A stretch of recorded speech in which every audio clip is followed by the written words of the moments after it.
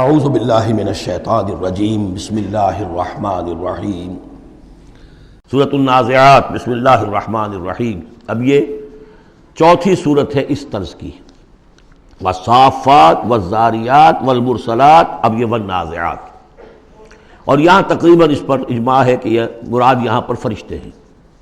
بسم اللہ الرحمن الرحیم والنازعات غرقا، قسم ہے ان فرشتوں کی کہ جو انسانوں کے جسموں کے اندر تیرتے ہوئے جاتے ہیں اور ان کی جانیں نکالتے ہیں۔ نزع کھینچنا، جان کھینچنے کے لیے، والنازعات غرقا، خود اندر گھس کر، ظاہر بات ہے کہ وہ فرشتہ ہے، بڑی لطیف اس کا وجود ہے۔ والنازعات غرقا، غوطہ لگا کر وجود میں سے۔ والناشطات نشطا، اور ایسا بھی ہے کہ جیسے گرہ کھول دی جائے، کھول دینے والی بات۔ یہ حدیث میں آیا ہے کہ مومن کی جان جب فرشتہ قبض کرتا ہے تو ایسے محسوس ہوتا ہے اسے کہ جیسے بند منہ تھا ایک مشک کا، اس میں سے ایک قطرہ نکل گیا بس۔ اور جب وہ جان کھینچتا ہے، روح قبض کرتا ہے کافر کی، تو جیسے کہ سیخ پر سے گرم کباب کھینچا جاتا ہے۔ تو یہ دو مختلف کیفیات، لیکن اس کا تعلق جسم والے اس معاملے سے نہ سمجھیے۔ آخری وقت عالم نزع تو بہت سے نیک لوگوں پر بھی سخت آ جاتا ہے، حضور پر بھی عالم نزع جو ہے وہ سخت آیا ہے، اور اس میں بار بار حضرت فاطمہ رضی اللہ تعالیٰ عنہ رو دیتی تھیں، واہ بتاؤ، ہائے میرے ابا جان کی یہ کیا کیفیت ہے۔ اور حضور فرماتے تھے کہ بیٹی آج کے دن کے بعد تیرے باپ کے لیے کوئی سختی نہیں ہے۔ تو ایک ہے ظاہری جسم کا معاملہ، ایک ہے اندر سے جب روح، جب وہ گرہ کھلتی ہے، اس وقت بالکل بندہ مومن کے لیے ایسے ہوگا جیسے کہ ایک جو قطرہ تھا بس بند مشک میں سے وہ نکل آیا۔ والسابحات سبحا، پھر یہ فرشتے تیرتے ہوئے فضا میں اور خلا میں اس روح کو لے کر جاتے ہیں۔ کہاں لے کر جاتے ہیں یہ آگے آئے گا ویل للمطففین میں، سورۃ المطففین میں۔ فالسابقات سبقا، پھر وہ آگے بڑھتے ہیں، ایک دوسرے سے نکلتے ہیں۔ فالمدبرات امرا، پھر جو حکم ہوتا ہے اس کی تدبیر کرتے ہیں۔ یہ فرشتے ان کو کہاں لے کر جانا ہے؟ یہ سجین میں جانے والی جان ہے یا یہ کہ اعلیٰ علیین میں جانا ہے، وہ سب اس کے مطابق کریں گے۔ اس کے آگے جو قسم کا جواب ہے وہ محذوف ہے، ان الدین لواقع انما توعدون لصادق۔ سورہ زاریات میں، سورہ مرسلات میں اسے واضح کر دیا، یہاں اب اسے حذف کر دیا۔ یوم ترجف الراجفہ، جس دن کہ یہ کانپے گی ایک مرتبہ کانپنے والی زمین، زلزلہ۔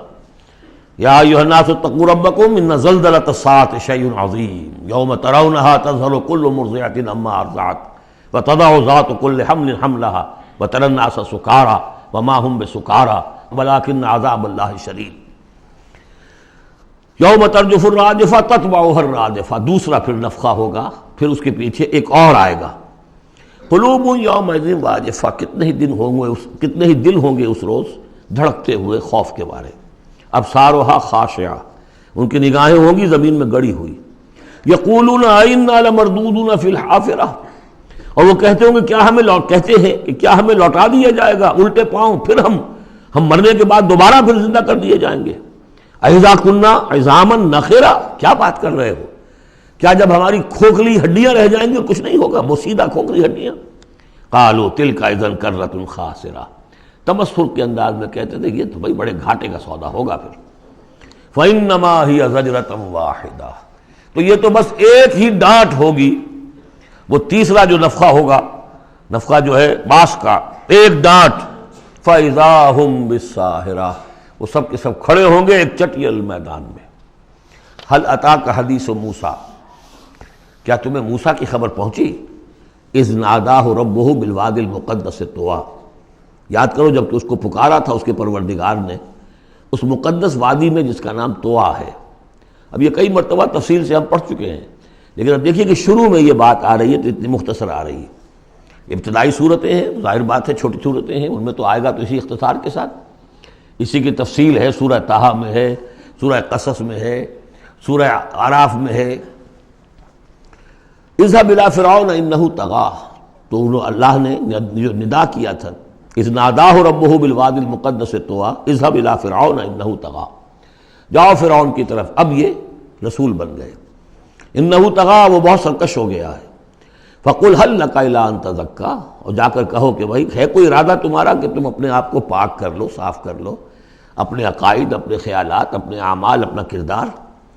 واہدیک الی ربک فتخشى، اور میں تمہاری رہنمائی کروں تمہارے رب کی طرف تاکہ تمہارے اندر بھی خشیت پیدا ہو جائے، اللہ کا خوف، اللہ کا تقوی، اللہ کی خشیت. فَأَرَاهُ الْآيَةَ الْكُبْرى، اور اس نے دکھایا اس کو بہت بڑی نشانی، یعنی جو معجزہ دے کر بھیجے گئے تھے، سانپ والا معجزہ وہ دکھایا. فَكَذَّبَ وَعَصَىٰ، لیکن اس نے جھٹلا دیا اور نافرمانی کی. ثُمَّ أَدْبَرَ يَسْعَىٰ، پھر اس نے پیٹھ موڑی کوشش کرتے ہوئے، بھاگ دوڑ کرتے ہوئے، یعنی تمام ملک سے تمام ماہر جادوگروں کو بلانے کے لیے. فَحَشَرَ فَنَادَىٰ، اور پھر جمع کیا اپنی رعیت کو، اور اس نے پکار لگائی، ہانک لگائی. فقال انا ربکم الاعلی، میں ہوں تمہارا سب سے بلند مالک اور رب. اب دیکھیے اس کی معنی کیا ہے. یہاں پر اس کا یہ دعویٰ یہ نہیں ہو سکتا تھا کہ میں نے اس کائنات کو پیدا کیا یا تمہیں پیدا کیا. وہاں ایسے بھی بڑے بوڑھے ہوں گے جنہوں نے اسے پیدا ہوتے ہوئے دیکھا ہوگا، کبھی جن کی ولادت شریفہ ہوئی تھی. مطلب کیا تھا وہ جو کہ اس سے پہلے ہم پڑھ آئے ہیں. یہ ہے شرک، سیاسی شرک. حکومت میری ہے. الیس لی ملک مصر وہذہ الانہار تجری من تحتی، حکم دینے کا اختیار میرا ہے، میں جسے چاہوں دوں، جسے چاہوں روک دوں، جس کے جو چاہوں قانون بنا دوں. حاکمیت کا دعویٰ خدائی کا دعویٰ ہے. یہ دعویٰ تھا نمرود کا، یہ دعویٰ تھا فرعون کا. باقی خالق ارض و سما ہونے کا کسی کا دعویٰ نہیں تھا، بلکہ ان کے اپنے بھی تھے، معبود تھے.